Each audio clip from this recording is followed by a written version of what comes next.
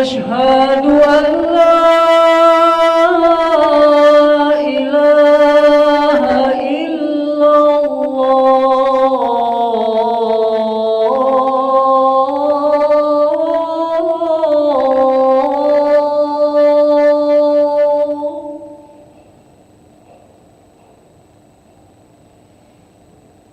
أشهد أن لا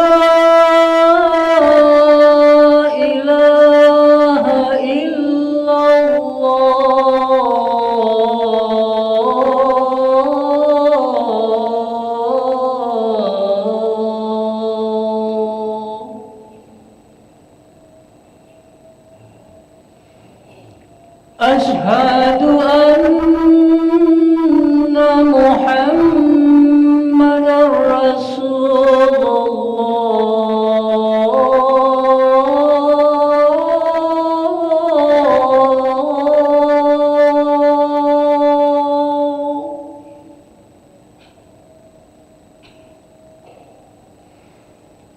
أشهد أن محمدًا رسول الله.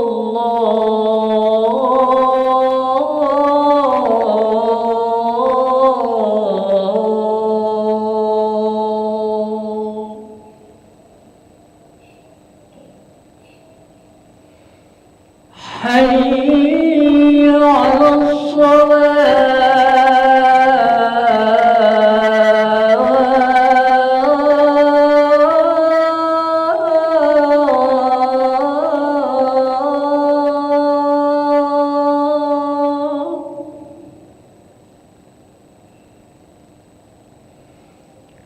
حي على الصلاة.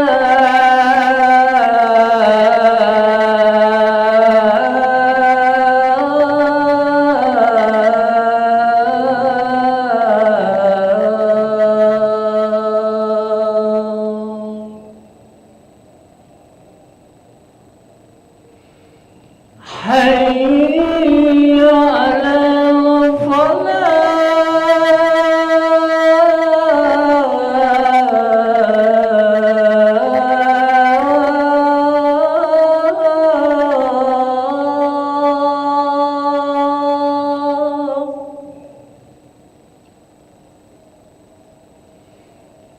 حي على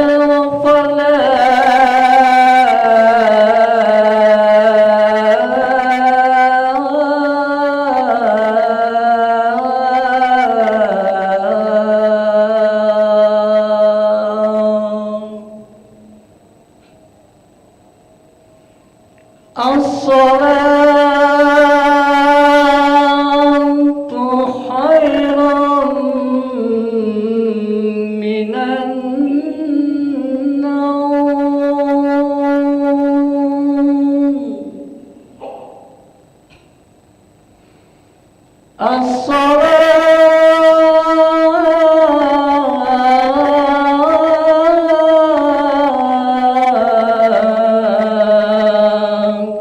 خير من النوم.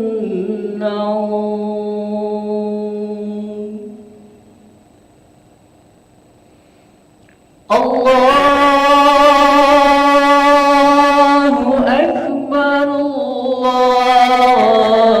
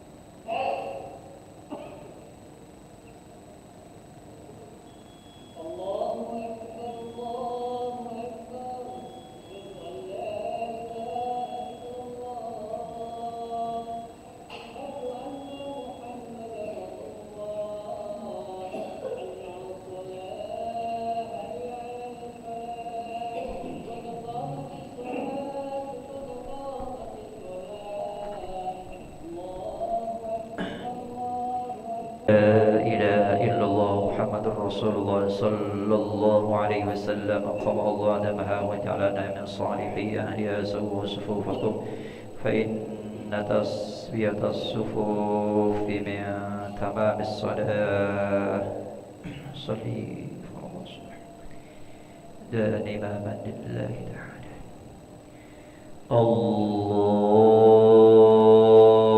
الله أكبر الله أكبر كبيرا الحمد لله كثيرا سبحانه السماوات والأرض حنيفا مسلما وما له من شريك له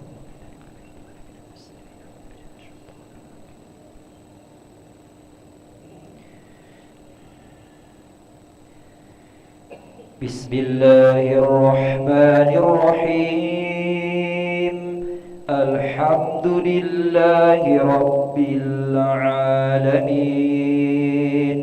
الرحمن الرحيم مالك يوم الدين إياك نعبد وإياك نستعين اهدنا الصراط المستقيم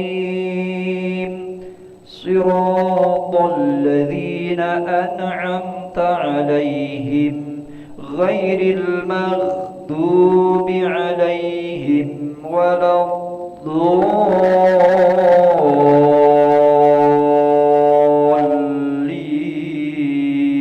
الضالين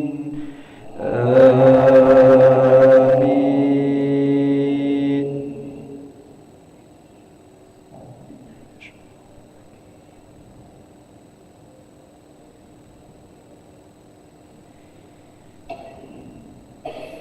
وكذلك يجتبيك ربك ويعلمك من تأويل الأحاديث ويتم نعمته عليك وعلى آل يعقوب كما أتمها على أبويك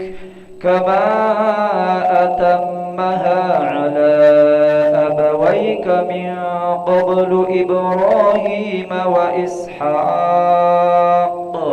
إن ربك عليم حكيم لقد كان في يوسف وإخوته آيات للسائلين إذ قالوا ليوسف وأخوه أحب إلى أبينا منا ونحن عصبة إن أبانا لفي ضلال مبين اقتلوا يوسف أو اطرحوه أرضا يخل لكم وجه أبيكم وتكونوا من بعده قوما صالحين. الله أكبر.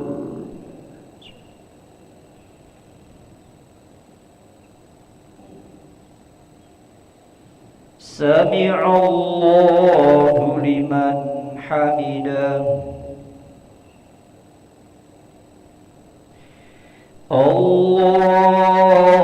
الله أكبر.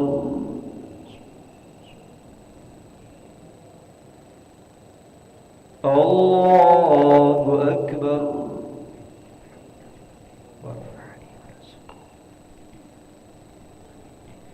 الله أكبر. سبحان ربي.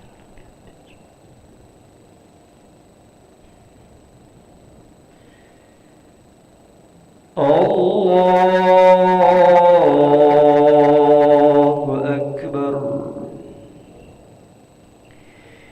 بسم الله الرحمن الرحيم الحمد لله رب العالمين الرحمن الرحيم مالك يوم الدين إياك نعبد وإياك نستعين اهدنا الصراط المستقيم صراط الذين أنعمت عليهم غير المغضوب عليهم ولا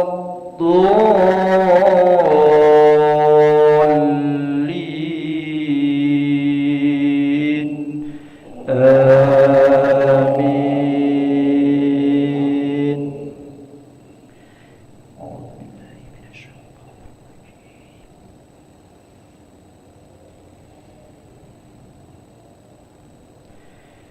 قال قائل منهم لا تقتلوا يوسف وألقوه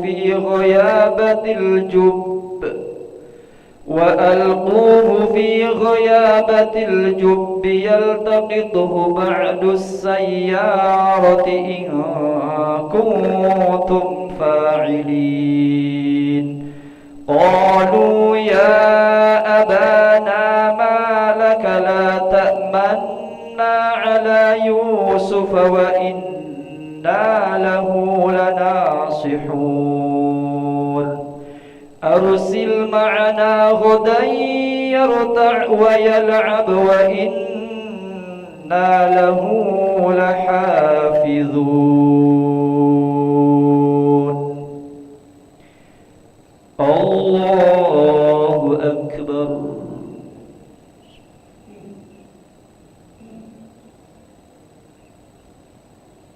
سمع الله لمن حمده اللهم اهدنا فيمن هديت وعافنا فيمن عافيت وتولنا فيمن توليت وبارك لنا فيما أعطيت وقنا برحمتك شر ما قضيت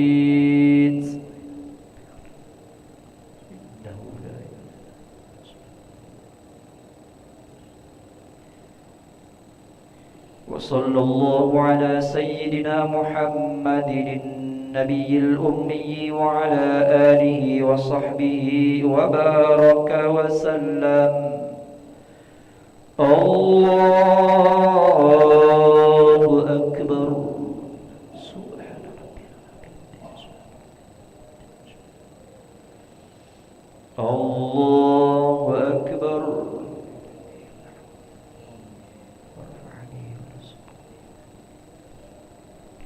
الله أكبر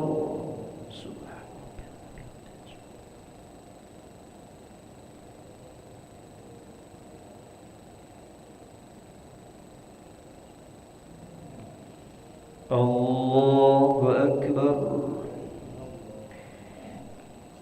حيات المباركات السلام عليك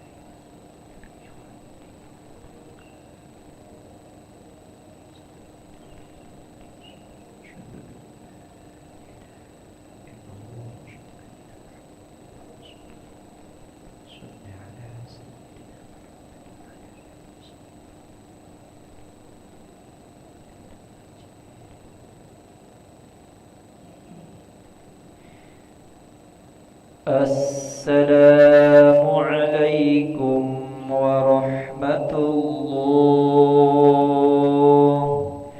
السلام عليكم ورحمة الله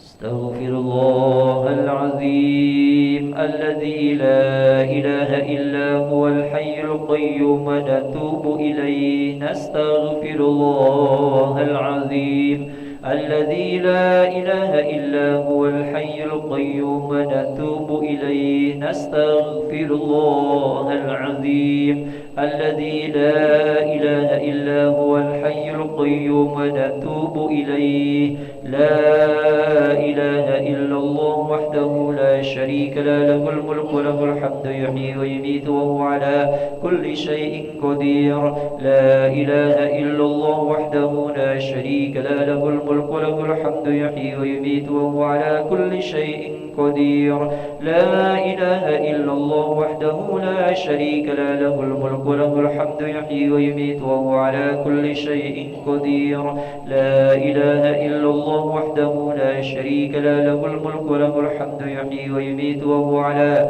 كل شيء قدير لا إله إلا الله وحده لا شريك له له الملك له الحمد يحيي ويميت وهو على كل شيء قدير لا إله إلا الله وحده لا شريك له له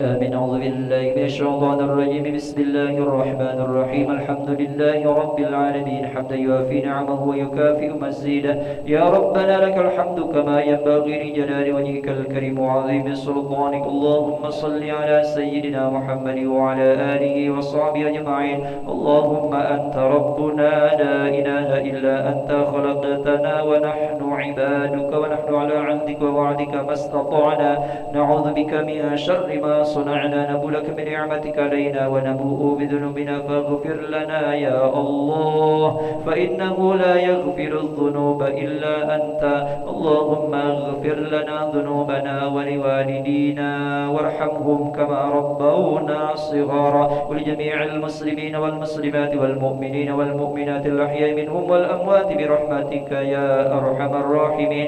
اللهم إنا نسألك السلامة في الدين والدنيا والآخرة وعافية في الجسد وزنة في العلم وبركة في الرزق وتوبة قبل الموت ورحمة عند الموت ومغفرة بعد الموت. اللهم هون علينا يا الله في سكرات الموت والنجاة من النار والعفو عند الحساب.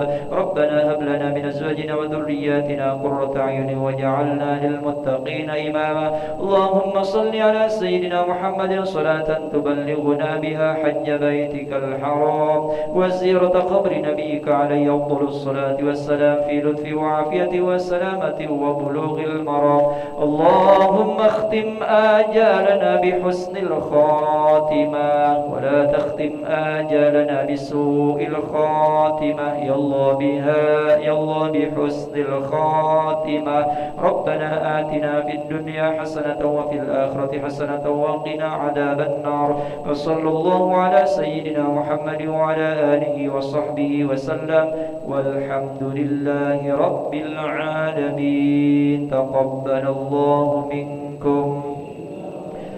تقبل يا كريم. صلى الله محمد صلى الله عليه وسلم. صلى الله محمد صلى الله وسلم. صلى الله محمد صلى الله عليه وسلم. صلى الله محمد صلى الله عليه وسلم. صلى الله محمد صلى الله وسلم. صلى الله على محمد صلى الله عليه وسلم. صلى الله محمد صلى الله لم. صلى الله محمد صلى الله عليه وسلم. صلى الله محمد صلى الله وسلم. صلى الله محمد صلى الله وسلم. صلى الله محمد صلى الله عليه وسلم. صلى الله على محمد صلى الله وسلم. صلى الله على محمد. يا ربي صل وسلم. اللهم صل وسلم وبارك عليه.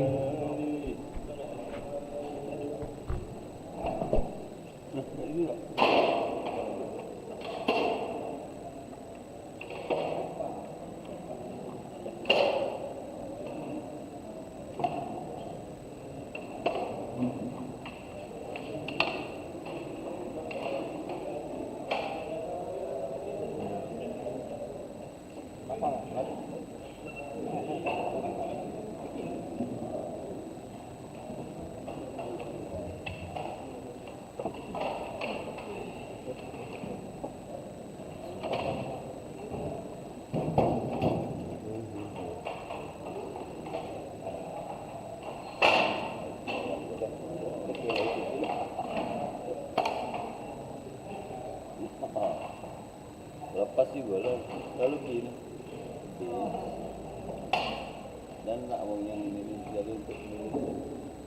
pakat. Ini lah.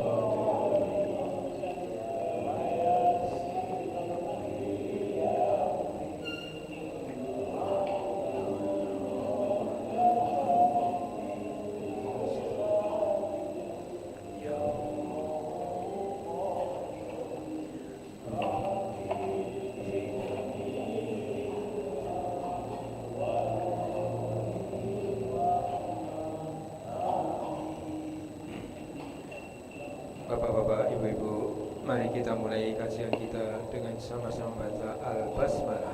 Bismillahirrahmanirrahim.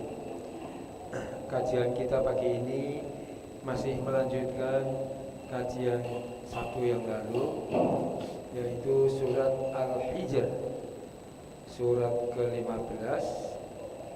Surat Al-Hijr, surat ke-15, juz 14. Surat Al-Hijr, surat ke-15.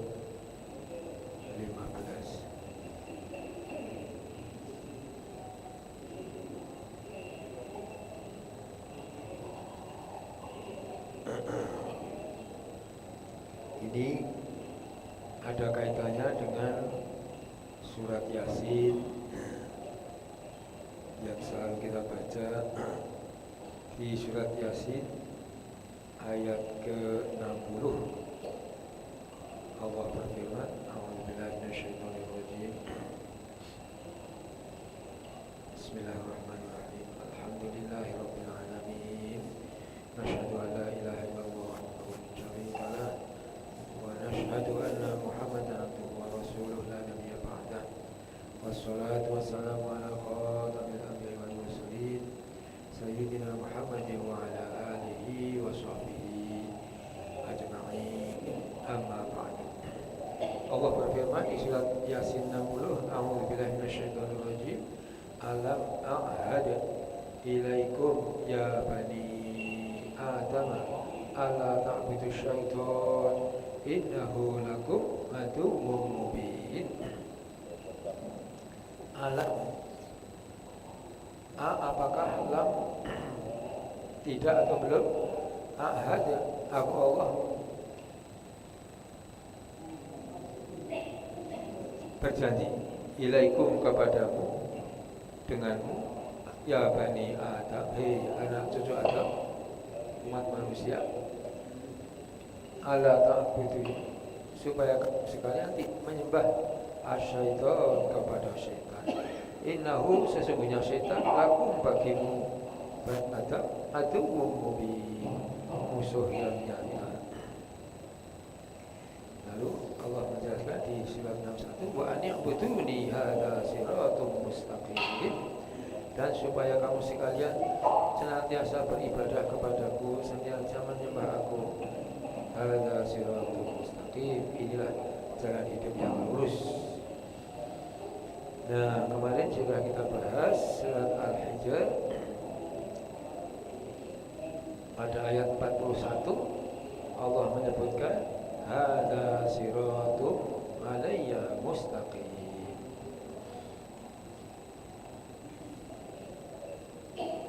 Ini kisahnya tentang dialog Allah dengan iblis, diulang oleh Allah di berbagai surat. Di surat Al-Baqarah ada, surat Al-A'raf ada, surat Al-Hijr juga ada. Kalau kita lihat pada ayat 39, iblis berkata kepada Allah, qala rabbi bima aghwaytani la uzayyinanna lahum fil ardi wa la ughwiyannahum ajma'in. Allah, oleh karena engkau telah memutuskan bahwa aku ini sesat, bima aghwaytani, oleh karena engkau telah memutuskan bahwa aku ini sesat, la sungguh uzayyinanna, aku iblis bakal menghiasi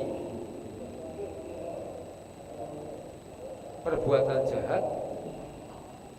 Jadi ini la uzayyinanna, sungguh aku iblis bakal menghiasi perbuatan jahat kelihatan indah oleh manusia. Lahum, bagi mereka anak saja, fil ardi, dalam kehidupan di dunia ini. Wala uwiyannahum, dan sungguh aku ya Rabb, ya iblis, aku ya Allah, kata iblis, la uwiyannahum, aku akan menyesatkan mereka anak cucu Adam, ajma'in, semuanya. Ini kata iblis berikutnya, illa ibadaka minhumul mukhlasin, illa kecuali ibadaka, hamba-hambamu ya Allah, minhum, di antara anak cucu Adam, al-mukhlasin, orang-orang yang dibersihkan hatinya. Ini dibersihkan hatinya. Kalau yang aktif itu mukhlisun, mukhlis, orang yang ikhlas. Nah ini di sini lamnya ini dikasih a, mukhlas, yang dibersihkan, yang diikhlaskan untuk Allah, dibersihkan dari segala sifat-sifat yang tidak terpuji. Yang paling top itu sombong, seperti sifat iblis, sombong, merasa lebih besar dari yang lain. Yang kedua ujub, takjub dengan kehebatan dirinya. Yang ketiga riya, beribadah supaya dilihat manusia. Yang keempat sum'ah, ibadahnya dicerita-ceritakan biar didengar orang. Kemudian penyakit hati yang lain seperti iri, hasad, dengki, dan seterusnya, seluruh penyakit-penyakit hati. Jadi orang yang bisa bebas dari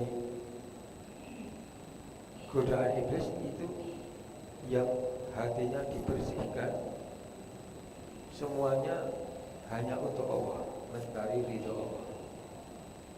Nah, lalu Allah berfirman, qala hadza siratun alayya mustaqim.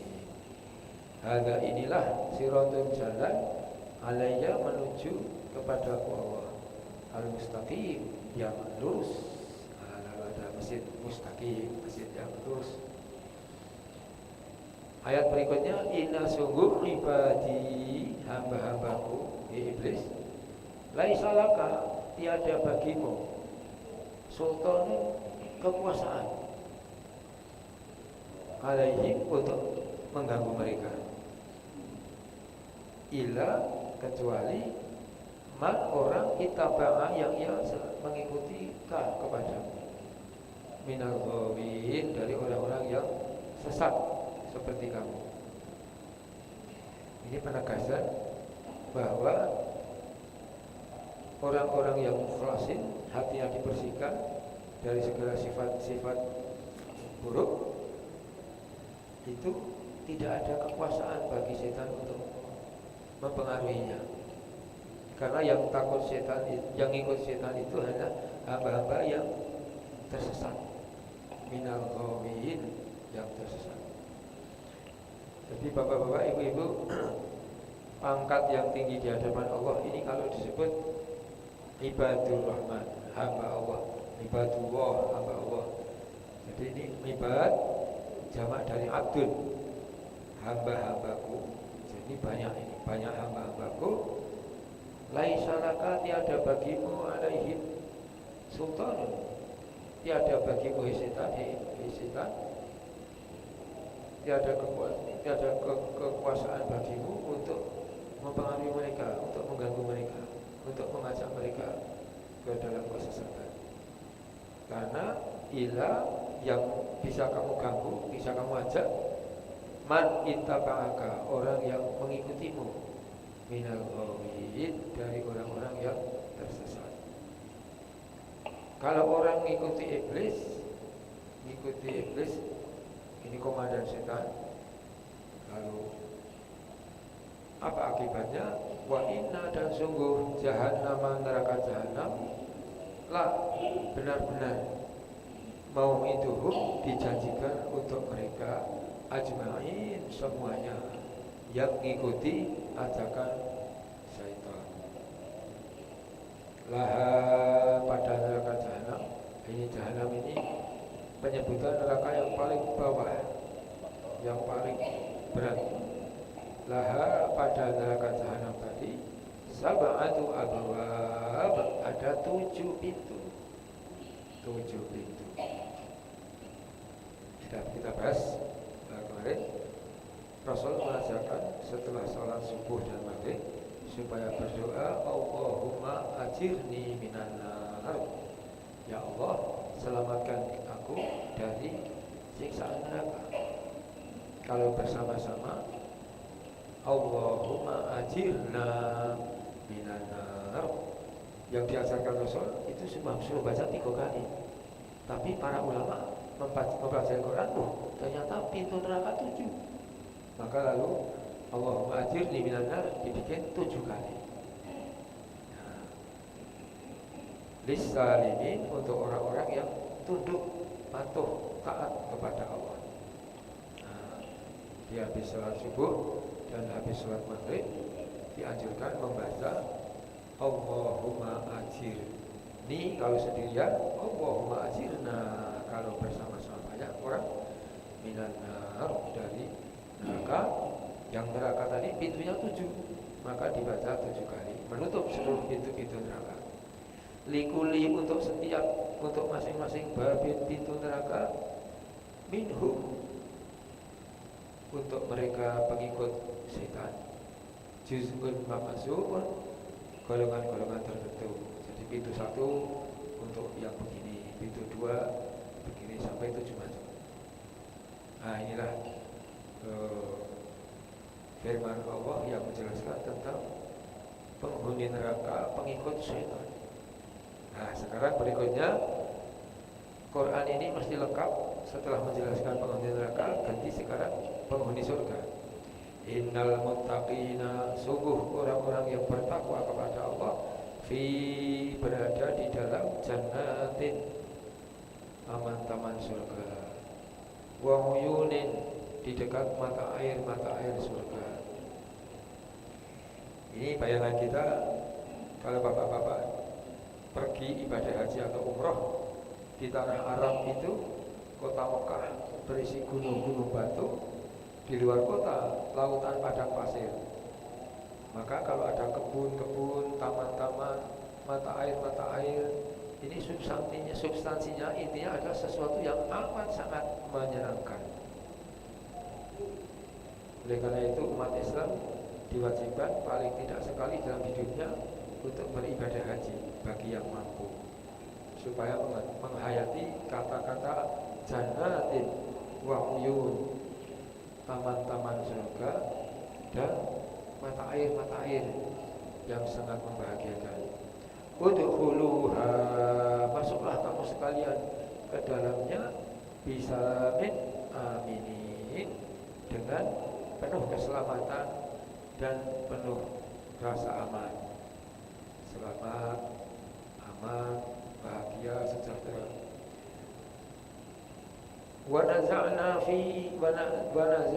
ma fi sudurihim min ghillin ikhwanan ala sururin mutaqabilin. Wa naza'na, kami Allah cabut, artinya tidak ada di sana. Di surga itu tidak ada.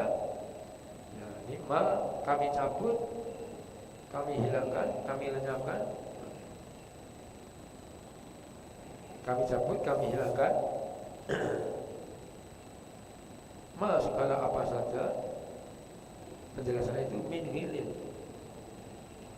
rasa dendam dicabut oleh Allah. Di surga gak ada dendam, gak ada benci. nggak ada iri, nggak ada semua yang sifat-sifat negatif, nggak ada. Fi sudurihim, dari dalam dada mereka, dari hati mereka, nggak ada di surga sesuatu yang sia-sia dan membuat perbuatan dosa, nggak ada. Ikhwanan, semuanya berada di surga itu dalam keadaan bersaudara, semuanya bersaudara, akrab, hangat, membahagiakan. Ala sururin, mereka berada di atas surur, itu dipan-dipan. Sarir itu tempat tidur, dipan-dipan tempat tidur. Mutaqabilin, saling berhadapan-hadapan, duduk berhadapan-hadapan, bersandar. Kalau bahasa Jawa layah-layah itu menikmati hidup, menikmati keadaan, sangat nyaman. Jadi di surga digambarkan oleh Allah, naza'na, kami telah cabut, kami hilangkan, kami lenyapkan, min ghilin, segala rasa dendam. Ini gambaran untuk semua sifat-sifat yang enggak baik dari hati. Ma fi sudurihim, semua yang sifat-sifat yang enggak baik yang ada di dalam dada mereka. Mereka di surga semuanya ikhwanan, bersaudara. Ala zururin, berada di atas dipan-dipan, di atas tempat tidur, mutaqabilin, saling berhadapan-hadapan. La yamassuhum fiha, masa yamassu itu menyentuh, tidak menyentuh mereka, artinya tidak ada bagi mereka. Mereka itu tidak disentuh, tidak ada, tidak memiliki fiha di dalam surga nasabun, rasa lelah. Enggak ada rasa lelah, enggak ada rasa capek. Selalu antusias, selalu bersemangat, selalu gembira. Wa ma hum minha bimukhrajin, dan mereka tidak akan ada keinginan untuk berpindah keluar dari surga tadi. Kharaja yakhruju, keluar, mukhrajin, orang yang dikeluarkan. Wa ma hum minha bimukhrajin, dan mereka tidak ada keinginan sedikit pun untuk keluar dari surga. Sudah nyaman, enak sekali. Ini gambaran penghuni surga. Nah, dalam kehidupan itu orang banyak beraktivitas. Kalau banyak beraktivitas itu aktivitasnya bisa benar, bisa salah. Kalau orang tidak ada aktivitas sama sekali, otomatis tidak ada kesalahan. Maka makin banyak kegiatan, makin banyak aktivitas, bisa jadi makin banyak kesalahan. Nah, lalu bagaimana tentang itu? Ini Allah memberikan kabar optimisme, selalu optimis. Nabi, kabarkanlah, beritakanlah, Rasul, ibadi, kepada hamba-hambaku, anni, sungguh aku Allah, ana, ditegaskan lagi, ya benar-benar aku Allah inilah Al-Ghafur, maha-maha pengampun, Ar-Rahim, maha-maha pengasih. Jadi Allah SWT ini maha-maha pengampun atas kesalahan orang yang banyak sekali aktivitas dalam kehidupan dunia. Ar-Rahim, maha-maha penyayang bagi orang-orang yang beriman. Nah, orang-orang yang kebalikannya, orang-orang yang kebalikan dari beriman dan beramal soleh, wa anna adzabi, sungguh siksaku, huwa, siksaku tadi adalah al-adzabul alim, siksaan yang sangat pedih. Al-adzab, siksaan, al-alim, sangat pedih. Ini pakai alif ya, hamzah, seperti yang bisa bunyi itu hamzah. Kalau pakai alim jadi mengetahui, maka baca tulisan Arab ini harus tepat. Setiap huruf ada makhraj, tempat keluarnya huruf. Jadi bacaan tidak boleh ain, bukan alim, tapi a biasa, a i u e o. Huwa, dia siksaanku itu, al-adzabu, siksaan, al-alim, yang sangat pedih. Nah, sampai sini. Allah ini lengkap memberi penjelasan. Nabi, beritakanlah, kabarkanlah, hei Rasul, ibadi, kepada hamba-hambaku yang taat, yang selalu beramal soleh, yang banyak aktivitas. Dalam aktivitasnya tadi mungkin ada kesalahan, optimis, jangan putus asa, banyak-banyak istighfar dan bertobat kepadamu. Ani, sungguh aku, ana, ya aku ini Allah, ditegaskan lagi. Al-Ghafur, maha pengampun, Ar-Rahim, maha penyayang. Wa anna azabi, sekarang untuk orang yang tidak taat kepada Allah. Wa anna azabi, dan sungguh siksaku, huwa, siksaan itu, al-azabul alim, siksaan yang sangat pedih. Nah, sampai sini alhamdulillah sudah kita bahas surat Al-Hijr hari ini sampai ayat ke-50. Alhamdulillah.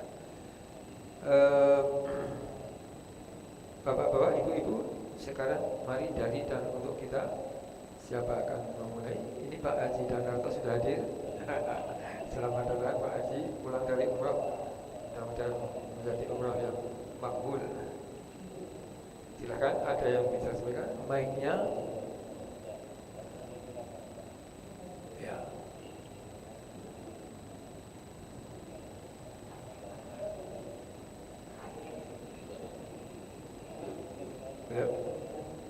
Belum, ya. Silakan.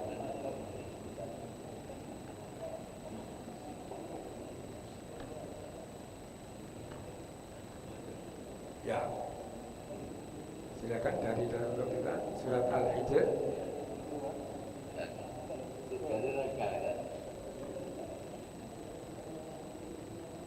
Bahasan kemarin kita mulai ayat ke-28 ya.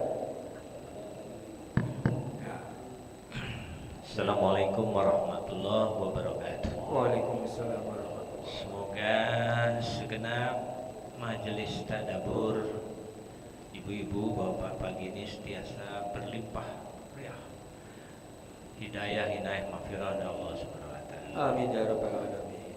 Ustaz Burhan, jadi sepintas saja karena suasana di luar itu sejuk sekali. Alhamdulillah. Ayat Al-Hijr 45 sampai dengan 50 itu,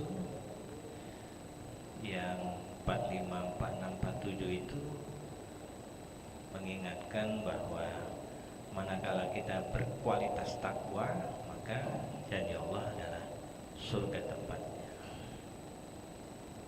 Kemudian ayat 49, kabarkan hai Muhammad, kira-kira bahwa akulah yang maha pengampun, maha penyayang.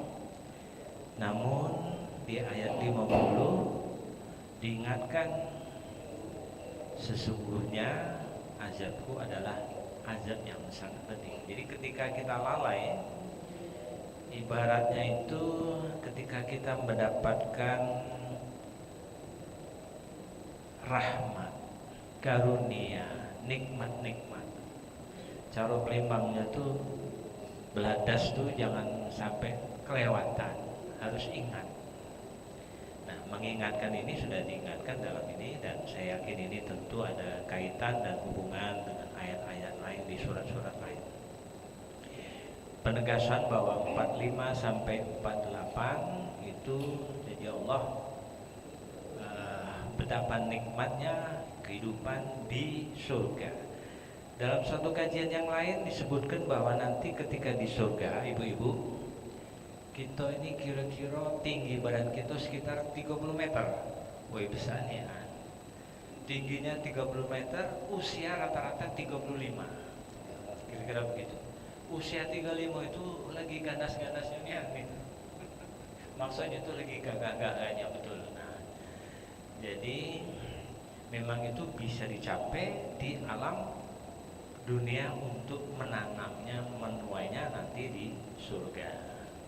Namun demikian sudah diingatkan melalui Nabi Allah bahwa kabar mengenai kemahaan daripada Allah itu maha pengampun, maha penyayang, Dan yang terakhir ayat 50 adalah mengingatkan atau semacam ancamannya bahwa manakala kita lalai maka azab sangat pedih. Jadi ini sesuai dengan secara umum bahwa Al-Quran itu 2/3 isinya ada sejarah, kemudian sebagian besarnya adalah, sebagian kecilnya yang lainnya adalah peringatan-peringatan.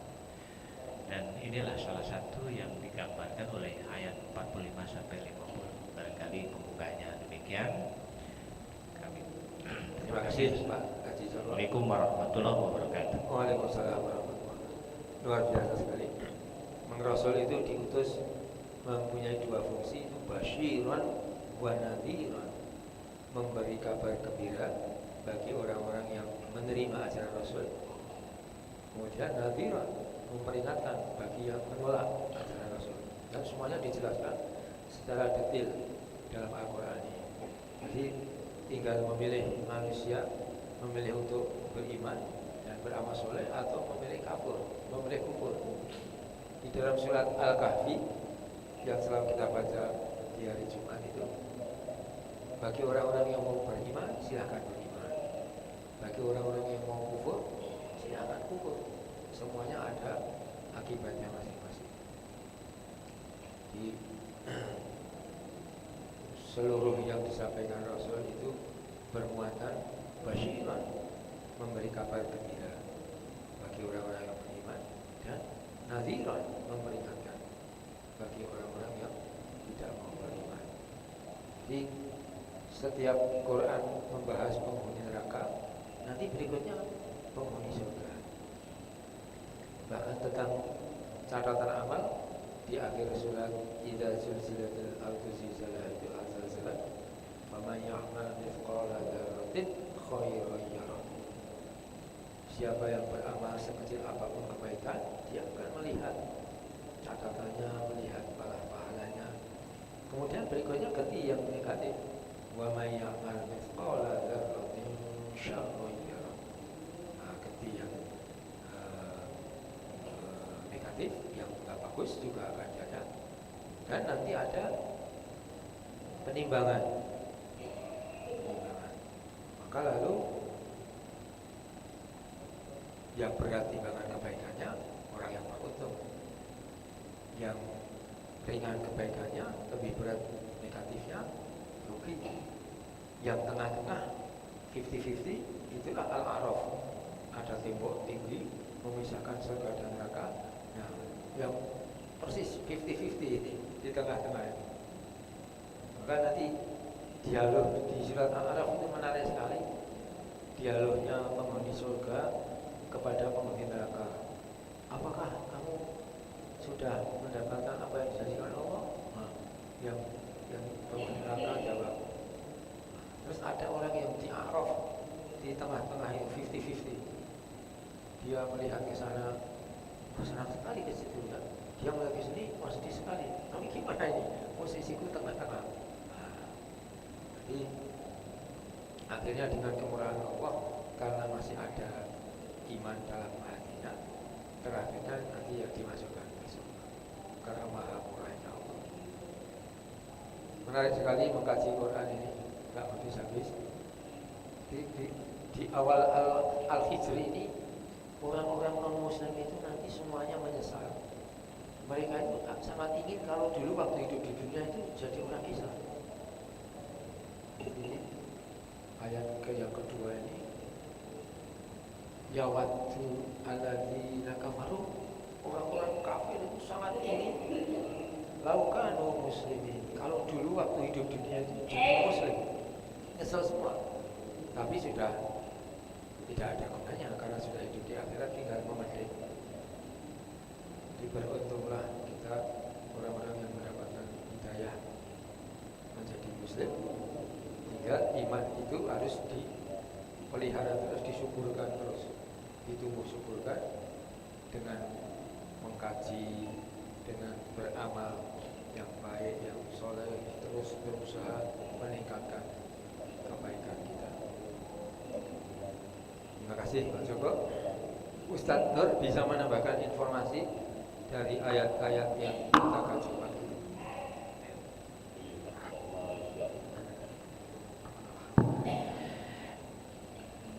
Assalamualaikum warahmatullahi wabarakatuh. Waalaikumsalam. Bapak Ibu yang dirahmati Allah Subhanahu wa taala, dalam surah Al-Hijr pada ayat 43 dan 44 ya. Wa inna jahannama maw'iduhum ajma'in laha sab'atu abwab. Yang 44-nya laha sab'atu abwab, bahwasanya laha sab'atu abwab.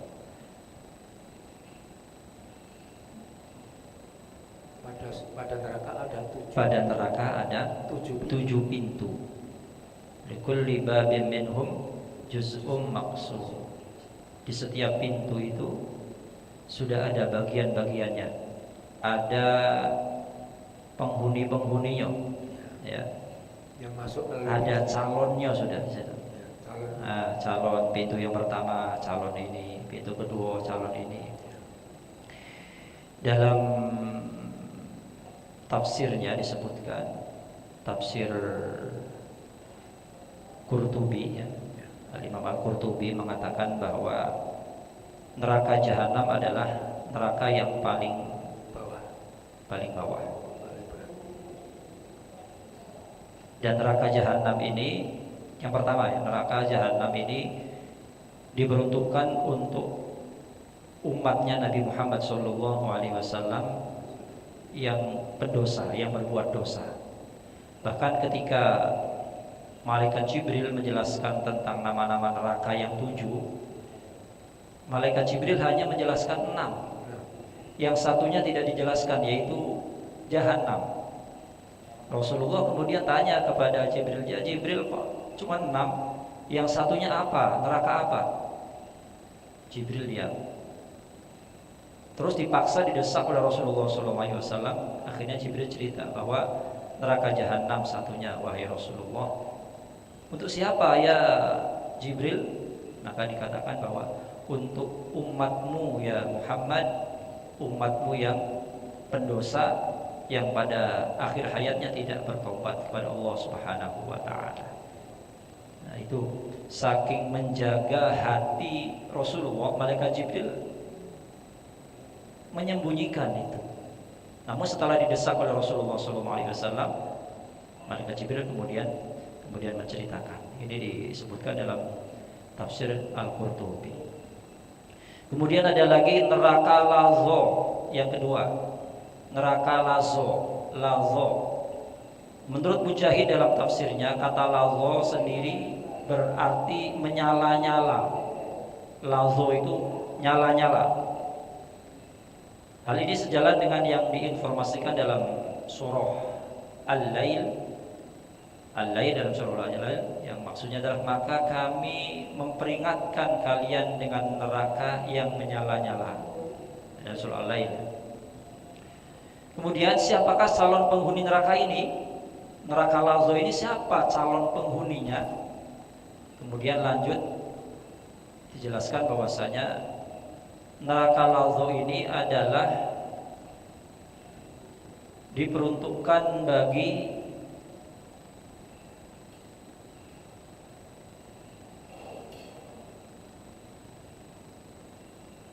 dalam firman Allah Subhanahu wa taala dalam surah Al-Lail ini adalah dijelaskan tidak ada yang masuk ke dalam kecuali orang-orang yang paling celaka, yang mendustakan kebenaran dan berpaling dari iman. Tentunya berarti orang-orang kafir ya, orang-orang yang berpaling dari peringatan Allah Subhanahu wa taala, berpaling dari Al-Qur'an ya, yakni orang-orang kafir yang tidak mau beriman, maka dia dimasukkan ke dalam neraka Lazo.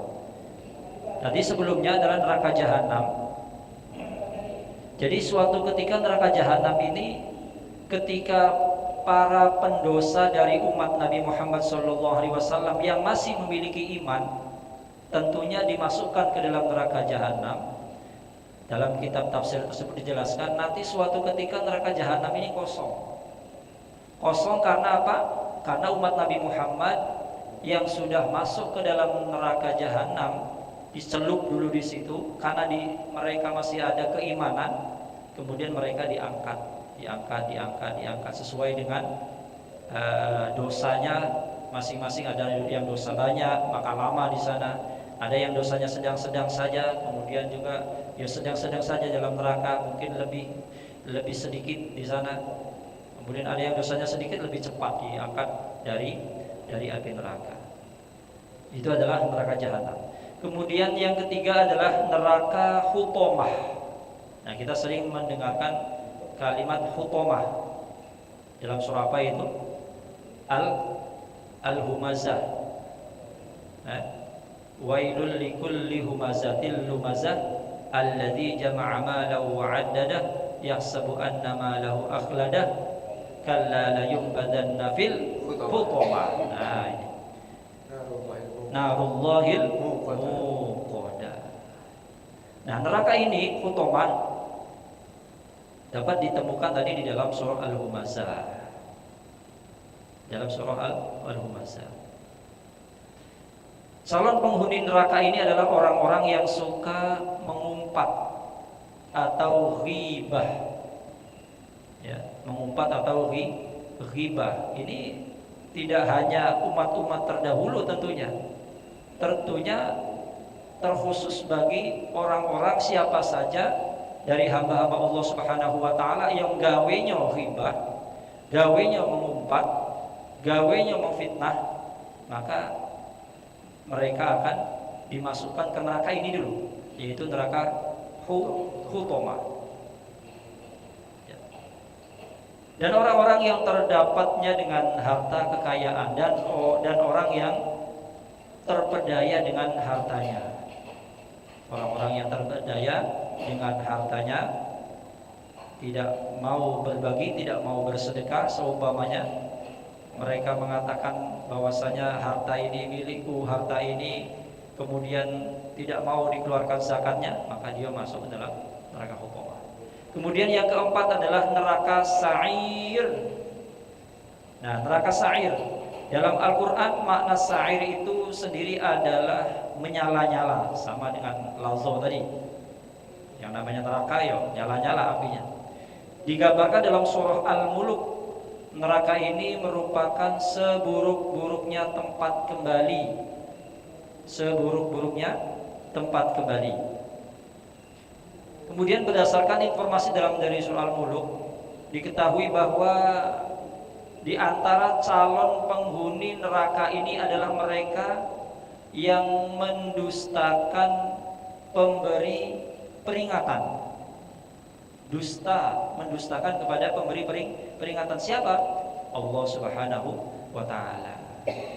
Ditambahkan juga dalam surah yang lain, calon penghuni neraka ini adalah orang-orang yang membantah tentang Allah tanpa ilmu pengetahuan dan para pengikut syaitan yang jahat tentunya ya. Syaitan yang jahat, syaitanir rajim.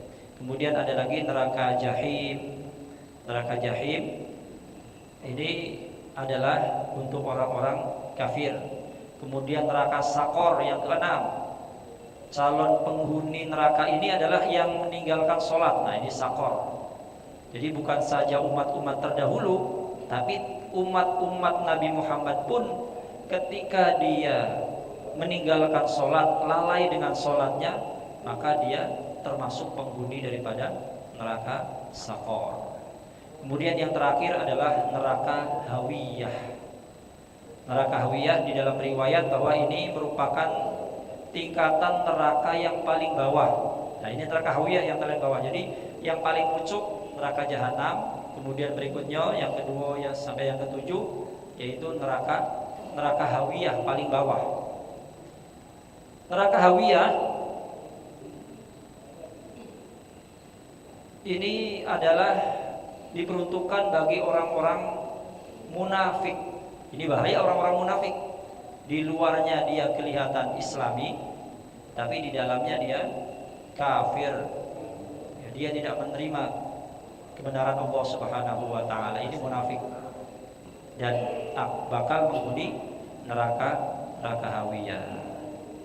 Ini saja yang dapat diinformasikan mengenai tentang 7 pintu neraka yang Allah Subhanahu wa ta'ala jadikan untuk manusia dan jin tentunya. Itu saja, terima kasih. Assalamualaikum warahmatullahi wabarakatuh. Waalaikumsalam. Terima kasih Ustaz Muhammad, Masya Allah, luar biasa sekali. Ada pintu 7 dari neraka, sedangkan surga pintunya 8. Itu ya, berapa itu juga ada yang akan masuk ke pintu-pintu tertentu tadi. Salah satunya royan, untuk orang-orang yang berpuasa. Bapak-bapak, ibu-ibu, yang nomor 7 tadi, yang paling intimnya neraka itu untuk orang-orang munafik itu, maka dalam bahasa Indonesia ada ungkapan musang berbulu ayam. Kelihatannya apa, ayam apa, musang berbulu ayam, apa ayam berbulu musang. Pokoknya yang lahir dengan yang batin. Jadi zaman Rasul itu ada orang yang sebetulnya akan jadi pemimpin masyarakat di Madinah, tetapi karena Rasul datang hijrah dari Mekah ke Madinah, lalu posisi dia itu tergeser. Nah, itulah lalu menjadi tokoh munafik. Ada seorang sahabat yang bertanya, ya Rasul, apakah orang ini aku bunuh saja? Rasul mengatakan jangan. Nanti akan tersiar di dunia informasi bahwa Rasul membunuh sahabatnya. Karena sahabat tadi kelihatannya sahabat, tetapi isinya ternyata musuh. Jadi Rasul jangan tetap hidup bersama-sama. Hanya terus perlu perjuangan, hati-hati menghadapi orang-orang seperti ini. Dalam kehidupan mesti ada terus seperti ini lah, karena sejarah itu berputar. Jadi kalau kita perhatikan kehidupan itu termasuk ikro. Ikro itu membaca kehidupan, mengambil pelajaran dari berbagai peristiwa-peristiwa. Jadi Masya Allah ada 7 pintu, yang masing-masing pintu ada calon-calon penghuninya, dan dijelaskan seperti inilah. Kemudian surga juga 8, masing-masing pintu ada penjelasannya untuk siapa masing-masing pintu tadi. Itu semuanya bisa dipelajari dari penjelasan Rasul. Karena ini masih sesuatu yang gaib, yang tidak terlihat, yang hanya bisa kita ketahui dari Al-Quran dan dari penjelasan Rasul. Itulah orang-orang yang bertakwa kepada Allah, itu salah satu cirinya adalah yu'minuna bil ghaib, beriman dengan yang gaib. Nah, semuanya gaib. Surga gaib, neraka gaib, penjelasan tentang penghuni-penghuni yang akan masuk ke pintu neraka yang terjadi siapa, ini semuanya hanya bisa diketahui dari penjelasan Rasul. Karena Rasul mendapatkan wahyu dari Allah untuk dijelaskan kepada manusia, maka Nabi kabarkanlah, beritakanlah, ya Rasul, ibadi kepada hamba-hambaku, ani bahwasanya aku, ana yu aku ya Allah, ini kan perkataan, ana aku Allah, al-Ghafur, maha ampun, al-Rahim, yang maha penyayang. Ya, selalu berbahagia sekali. Nanti akan lebih bagus lagi kalau bapak-bapak ibu bisa mempelajari Al-Hijr ini dari awal, karena kita langsung mengambil pada ayat-ayat yang kita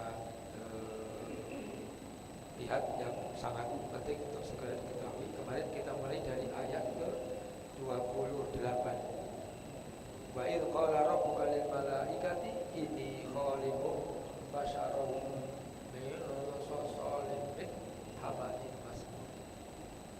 Ada itu kalau kita lihat di tafsir Jalalain itu ada wadhkur, ingatlah olehmu itu ketika. Nah, ini mesti bisa masa lalu. Qala telah berfirman siapa Rabbuka Tuhanmu lil malaikati, kepada para malaikat penghuni surga. Inni khaliqun, sungguh aku akan menciptakan basyaran manusia. Lalu dari bahan min salsalin min hamadin masnun, dari tanah liat kering, tanah lumpur hitam yang diberi bentuk. Nanti diulang lagi di ayat ke-33. Nah, ini Qala berfirman, Qala berkata Iblis, lam akul li asjuda li basyarin khalaqtahu min salsalin min hamadin masnun. Aku, kata Iblis, tidak akan bersujud, tidak akan hormat kepada Adam Libasyarin manusia yaitu Adam. Falaktahu yang Allah telah ciptakan dia sosok min hamain masam, dari tanah kering, tanah yang kering, dari lumpur hitam yang dibentuk. Jadi ini diulang 2 kali tentang bahan menjadikan manusia. Yang iblis tadi melekat pada dirinya yaitu kesombongan. Sombong merasa aku diciptakan dari api, sedangkan Adam dari tanah. Aku lebih hebat dari api. Kenapa aku harus sujud hormat kepada Adam? Enggak mau. Aba wastakbara, maka Nabi kafirin, iblis merasa besar, apa enggak, tidak mentaati Allah, wastakbara dan merasa besar. Dan iblis termasuk orang-orang yang kafir. Termasuk hamba-hamba yang kafir. Jadi ini dialog Allah dengan iblis ini dimuat oleh Allah dalam berbagai surat, menunjukkan betapa pentingnya memahami hati. Jadi yang namanya syaitan itu sifat menggoda manusia, tapi makhluknya itu iblis, ini komandannya, dan itu minal jin. Di surat Kahfi itu kana minal jin, adalah dia itu dari golongan jin. Lalu dia membangkang amri Rabbi, perintah Tuhannya. Terus iblis itu komandannya, dan ketika dia mengganggu manusia menjadi syaitan. Oleh karena itu kita ucapkan a'udzubillahi minasyaiton. Lalu juga ada ayatnya yang setan itu rajim. Ini ayat 34. Allah berfirman, qala fakhruj, keluarlah kau iblis minha dari surga. Fa innaka rajim, maka sungguh engkau terkutuk. Maka kita ucapkan a'udzubillahi minasyaitonir rajim. Aku berlindung kepada Allah dari godaan syaitan yang terkutuk. Di masalah ada yang bisa dijelaskan dari untuk kita. Assalamualaikum warahmatullahi wabarakatuh. Terima kasih. Waalaikumsalam. Jadi kita bicarakan pada hari ini tentang orang yang bertakwa, di mana nanti ganjarannya kita masuk surga Jannatul Naim. Dan sebaliknya orang yang kufur, syirik, masuk neraka. Sudah banyak dibahas tadi oleh Ustaz Nur. Nah, di sini saya membuka di chat GPT, itu juga sudah saya share itu. Jadi menurut Al-Quran ada 12 ciri-ciri orang yang bertakwa. Yang kita mulai dari Al-Baqarah. Alif Lam Mim dzalika kitabul la raiba fihi dan muttaqin alladzina yu'minuna bil ghaibi wa yuqimunas shalah wa mimma razaqnahum yunfiqun dan sebagainya. Sampai nanti surat-surat lain ada 12 yang ditemukan oleh ChatGPT ini. Kemudian menurut hadis Rasulullah SAW itu 8 ciri-ciri orang bertakwa, juga sudah saya share. Nah, yang penting bagi kita sekarang, mak mano kita ini usaha apa? Nah, kita sudah tahu ciri orang bertakwa, baik menurut Al-Quran maupun hadis. Nah, mak mano caranya supaya kita menjadi orang yang bertakwa? What to do? Apa yang harus kita lakukan? Ini yang penting.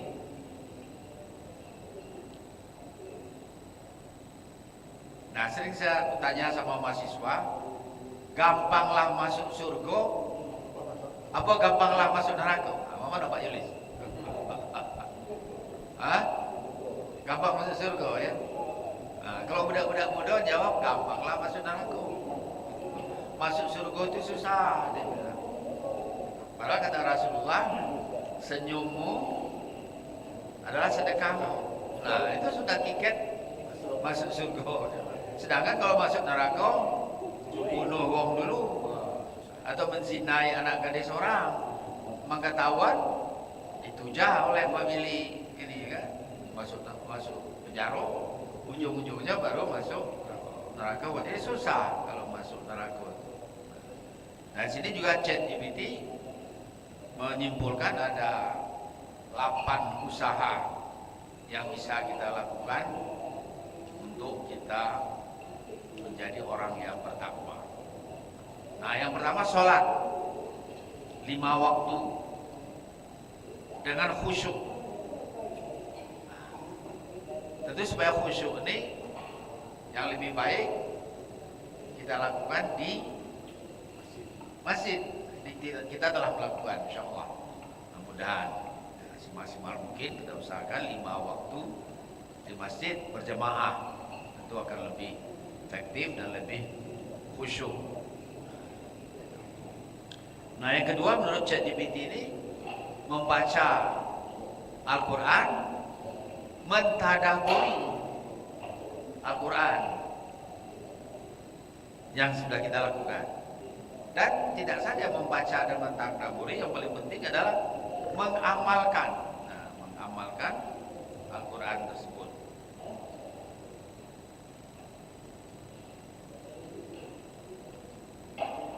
Dia menjaga salat 5 waktu dengan khusyuk, membaca, mentadaburi dan mengamalkan Al-Quran.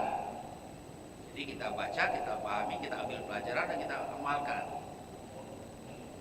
Kemudian yang ketiga, menjaga halal haram dalam makanan, harta dan pekerjaan. Nah, ini berat godaan iblis. Kadang-kadang kita ini makanan, apalagi kalau kita berangkat ke luar negeri, ya, ini makanan ini halal apa haram ya, terutama ke negeri-negeri yang non muslim. Walaupun kita sudah berusaha, saya kayak kita tur muslim, hampir restoran-restoran yang islami. Tapi kita kata daging ini benarnya bedanya. Nah, katakanlah daging sapi, beef, tapi disembelih dengan cara yang tidak didapat dengan cara yang halal.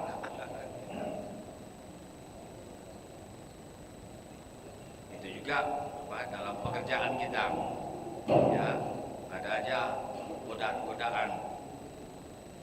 Hindari riba, hindari suap, hindari pendapat yang meragukan, pilih makanan yang halal dan thayyib.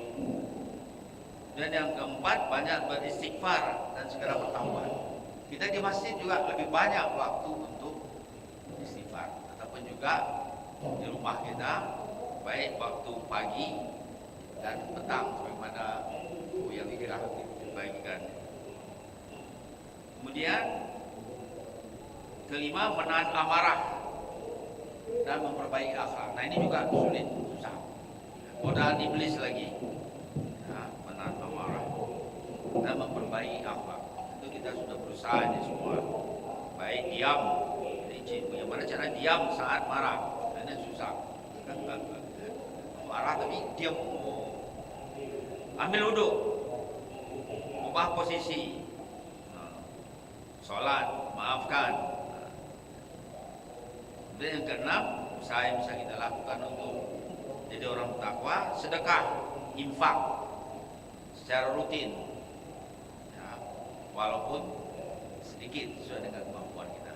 Oleh sekarang ini banyak musibah, bencana alam di Sumatera, Aceh, Sumatera Utara, Sumatera Barat. Nah, terbuka banyak donasi-donasi yang bisa kita. Dan 7, memperbanyak zikir. Ini juga, ya, di masjid. Insya Allah menjadi jamaah masjid. Ya, ini supaya kita bisa bertakwa. Dan ke-8, menjalankan puasa sunnah. Sunnah baik itu Senin Kemis, Ayyamul Bid, masa Nabi Daud kalau bisa. 9, menuntut ilmu agama secara kontinu. Nah, di masjid lagi kita menuntut ilmu agama, walaupun kita sudah tidak muda lagi, tidak masuk sekolah formal. Inilah sekolah kita, belajar dari ayunan sampai tiang lahat. Yang 10, memperbaiki hubungan dengan sesama. Di hablum minallah, hablum minan nas. menjaga lisan, menyambung silaturahim. Sekali lagi kita di masjid kita menjaga lisan, silaturahim, jujur, amanah, menyelesaikan konflik, menghindari ghibah, tindak. Yang 11 muhasabah juga di masjid. Jadi kita akan lebih banyak muhasabah sehingga menjadi orang takwa. Dan yang ke-12 konsisten atau istiqamah dalam amal-amal, baik amal-amal yang kecil. Itu 12 hal yang disarikan oleh ChatGPT, usaha-usaha yang kita bisa, dan intinya jadilah jemaah masjid. Insya Allah. Sekian, terima kasih. Assalamualaikum warahmatullahi wabarakatuh. Terima kasih Prof. Jadi masalah luar biasa sekali. 12 sifat para penghuni surga yang kita berusaha untuk ada dalam diri kita. Sholat jamaah itu luar biasa sekali. Sebetulnya siapa yang butuh sholat jamaah? Siapa yang butuh sholat jamaah? Ada penjelasan yang kita dapatkan bahwa sholat jamaah itu makin banyak pesertanya makin dicintai Allah. Sholat jamaah berdua itu sudah jamaah, sudah ditingkatkan 27 derajat nilainya. Tapi kalau jamaahnya lebih banyak lagi, lebih dicintai Allah. Dan keutamaan sholat jamaah itu, kualitas mutu sholat kita ini diangkat oleh Allah menjadi setara sederajat dengan orang yang paling khusyuk dalam rombongan tadi. Pertama kali Allah lihat imamnya. Kalau imamnya agak kurang khusyuk, lihat shaf pertama. Shaf pertama kurang, ada yang kurang, baca kurang khusyuk, shaf kedua terus sampai akhir shaf.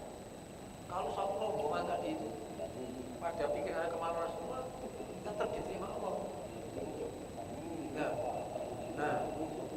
Nah, sama seluruh rombongan. Kemudian seluruh rombongan ini sama aja, laki-laki perempuan. Ini juga dijelaskan oleh Ustaz Nazili. Sholat kita kalau berjamaah pasti diterima Allah, karena para malaikat yang ikut hadir dalam sholat jamaah tadi mendoakan kepada Allah. Malaikat itu la ya'sunallah, tidak pernah maksiat kepada Allah. Wa yaf'aluna ma yu'marun, selalu melaksanakan apa yang diperintahkan Allah. Doanya diterima Allah. Jadi dari kajian kita kuliah subuh ini, alhamdulillah kita dapat dua informasi yang pasti diterima Allah. Satu, sholawat kita, bacaan sholawat kita dapat informasi dari Ustaz Karim Syukri. Baca sholawat terus dalam keadaan apapun, berkata pun tidak apa-apa. Terus sholawat itu pasti diterima Allah. Yang kedua, sholat berjamaah kita pasti diterima Allah. Informasi dari Ustaz Nazil, Masya Allah, luar biasa sekali. Betapa pentingnya sholat jamaah. Makanya kalau ada informasi bahwa ibu-ibu yang paling utama sholat di rumah sudah dijelaskan oleh Ustaz Nazil, itu karena ada fitnah. Ada fitnah. Nah kalau nggak ada fitnah, Pak Ustaz, gimana Ustaz kalau yang sudah tua-tua ibu-ibu kan nggak ada hemat? Ibu-ibu ke masjid, jangan dilarang. Tidak boleh orang melarang ibu-ibu ke masjid untuk mendapatkan fadilah sholat jamaah. Luar biasa sekali sholat itu, Masya Allah. Jadi, Rasul dalam hidupnya tidak pernah sholat sendirian ternyata. Luar biasa sekali. Rasul itu sepanjang hidupnya sholat fardunya berjamaah. Bagaimana kalau kita suatu ketika misalnya di jalan, sholat jamaahnya tertinggal? Kalau kita masih mau ke masjid, masih itu jamaah. Walaupun kita ke masjidnya habis zuhur sudah setengah satu, tetap ke masjid. Sholat sendirian, dia itu tetap jamaah. Baiklah, maha murahnya Allah. Ya, terus Rasul mengatakan, siapa mau sedekah? Bagaimana itu kamu sholat sendirian, kamu temani? Nah, kamu sedekah. Sholat sendirian pun kalau kita misalnya pulang dari bepergian, waduh sholat jamaah zuhur sudah selesai, tetap ke masjid. Sholat. Nah, sudah hampir selesai. Mungkin Pak Ambali sebagai closing. Silakan Pak Ambali. Baik, assalamualaikum warahmatullahi wabarakatuh. Waktu yang singkat, inti dari kasih sayang Allah kepada hambanya itu, walaupun sebesar zarrah pun imannya, tetap akan dimasukkan ke dalam surga. Pada saat itu nanti neraka tempat orang-orang beriman tadi disiksa dulu, yang sebesar zarrah, itu nanti sapu jagatnya penjaga surga, penjaga neraka. Wahai Malik, masih adakah yang masih beriman di dalam surga? Kalau masih ada, keluarkan. Akhirnya nanti habis orang-orang yang beriman, walaupun cuma zarrah, sebesar biji sawi tadi, dimasukkan ke dalam surga. Jadi pada saat itu Allah, setelah mereka di dalam surga semuanya, Allah mengatakan, apalagi yang kira-kira yang kurang dari rahmatku?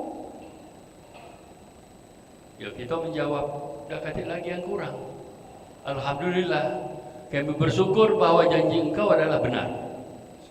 Kemudian Allah mengatakan, aku akan satu lagi berikan, yaitu ridhoku.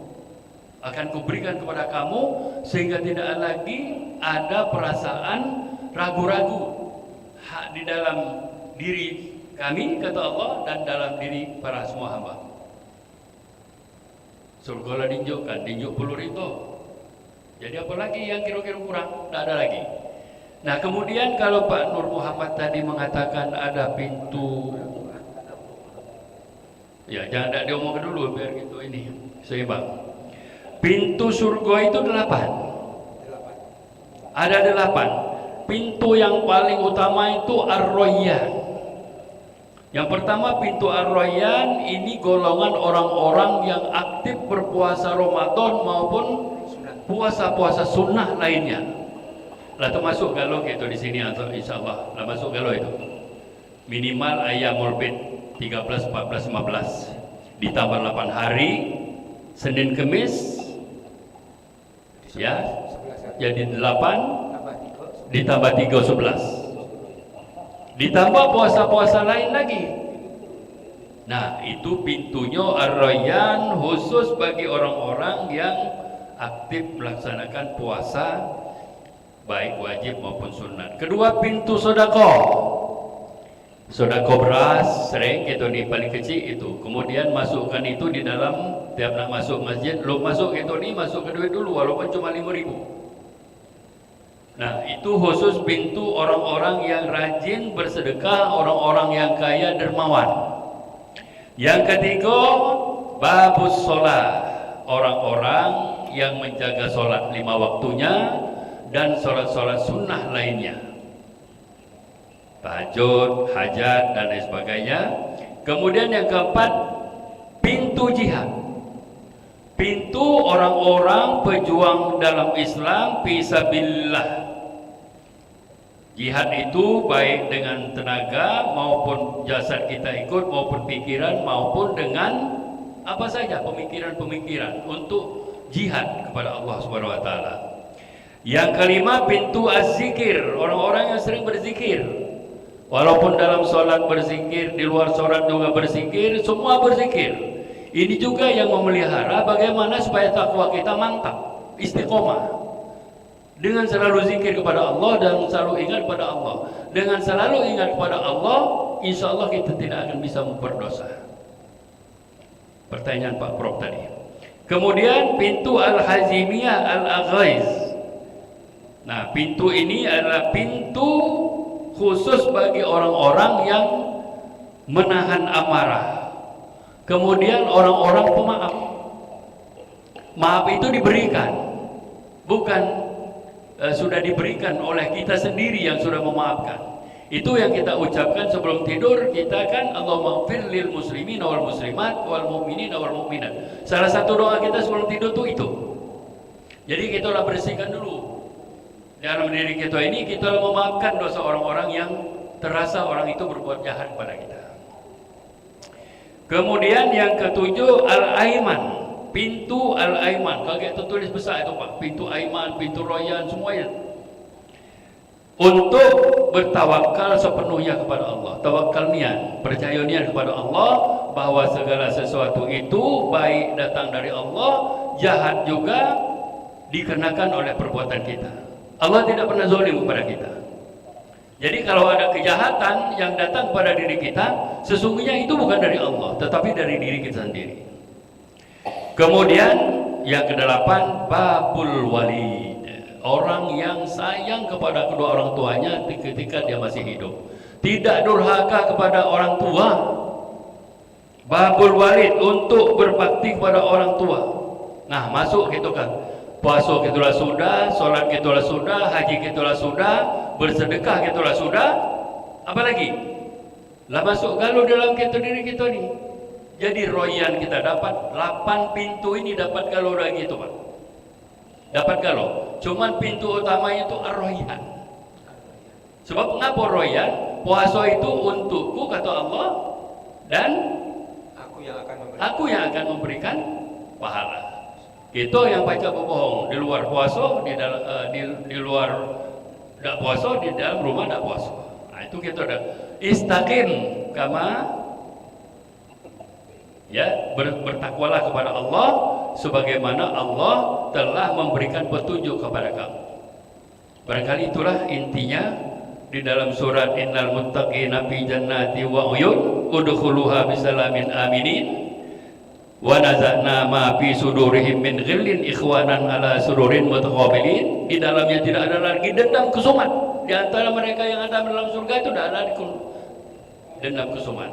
Dan ini juga sebenarnya boleh kita pakai untuk kita memberikan doa agar orang itu kepada kita tuh sayang kepada kita, tidak ada dendam. Walaupun orang itu dendam kepada kita, tapi kita berdoa supaya Allah tidak menjadikan dendam dia kepada kita. Allahumma afiq wala ila qawatari. Wassalamualaikum warahmatullahi wabarakatuh. Terima kasih Pak Haji Amri, Mas Allah. Mohon ini bisa di-share di grup informasinya tadi. Ya, untuk semoga apa yang kita kaji pagi ini menjadi ilmu yang bermanfaat. Kita akhiri dengan doa mengkaji Al-Quran. Allahumma hamna bil Quran waj'alhu lana imaman wa nuran wa hudan wa rahmah. Allahumma dzakkirna minhu ma nasina wa 'allimna minhu ma jahilna warzuqna tilawatahu ana al-laili wa atrafan nahar waj'alhu lana hujjatan ya rabbal alamin. Subhanakallahumma wa bihamdika asyhadu an la ilaha illa anta astaghfiruka wa atubu ilaik. Terima kasih. Assalamualaikum warahmatullahi wabarakatuh.